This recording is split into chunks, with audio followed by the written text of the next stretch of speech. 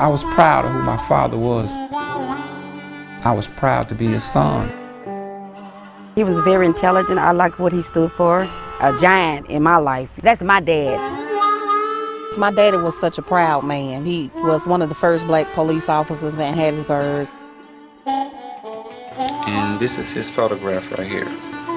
He got on the police department in 1965. This is his badge. He's the first African American to be hired on the police department. What a radical moment for an African American to put on a police uniform and now represent the community with the lethal force and violence and identity that law enforcement represents in the Deep South. And I always wanted to be like him when I grew up, in spite of everything that I went through with him. One night we sitting on the porch, and he gonna jump on me that night, and I just had got enough of him hitting me.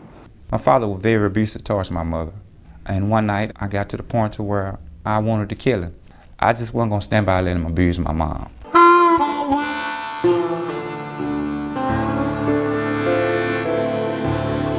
My mother told me that my father was searching for me because he said I had killed somebody. When I get to his office, I'm sitting there with my father and I'm crying. I'm asking my father, what is going on? You know I haven't did anything. He told me to shut up, you know you did it. For kids being put into the criminal justice system, you are very, very vulnerable. And he said, just sign this and trust me. I'm gonna get you out of this here. If someone says the only way you're going to survive this, the only way you're going to deal with this, is you're going to do exactly what I tell you, and if I tell you to say guilty, you say guilty. So I signed what he told me to sign. I didn't know what it was. My father said, well, you did a good job. He said, what you do, you go to prison, you stay in there 2 years, keep your mouth shut, stay out of trouble, and I promise you I'll have you back at home. If he'd have killed a man, it wouldn't have been so bad on me. If this crime was ever investigated, that my father sent me to prison for, I never would have went to prison. I woke up early this morning, evil all around my bed. I know that my father knew that I was innocent.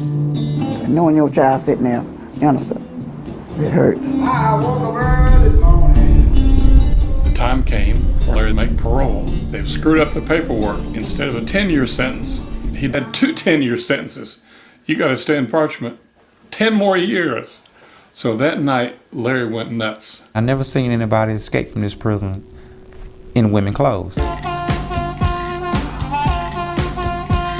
When it got dark, I went into the room, dressed myself up, put the lipstick on, the fingernail polish, the stuff for your eyes. I think I was pretty though. He'd been having a little affair with a female guard, and he talked her into letting him pretend to steal her car. I got her car keys, and I walked out of the door, through the gate, and the car is like in the parking lot outside the gate. So this lady came out, and she asked me to stop the car at the front gate.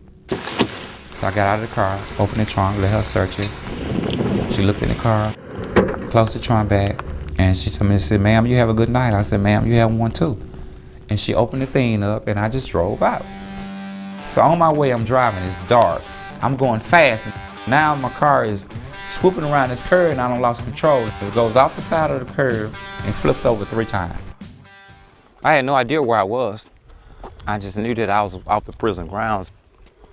And so I get out of the car, I ran into these woods, and just kept running, and ran half of the night.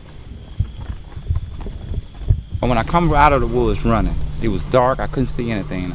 I remember coming off the cliff and running directly into the water. I looked this way, I seen maybe 75 people coming towards me from that direction with guns and dogs and riding on 4-wheelers, shining big lights on truck cars.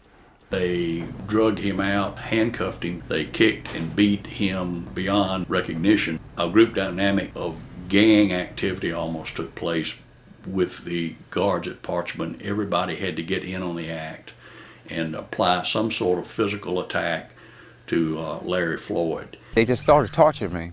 One guy hit me in the face with a 9mm gun. I mean, they had a right to go find him, but they did not have a right to nearly beat him to death.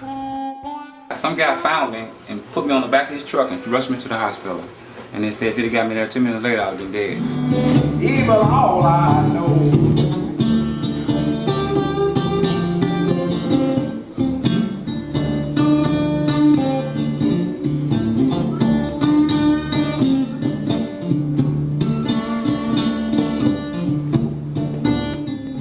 To me, freedom is exonerating my name.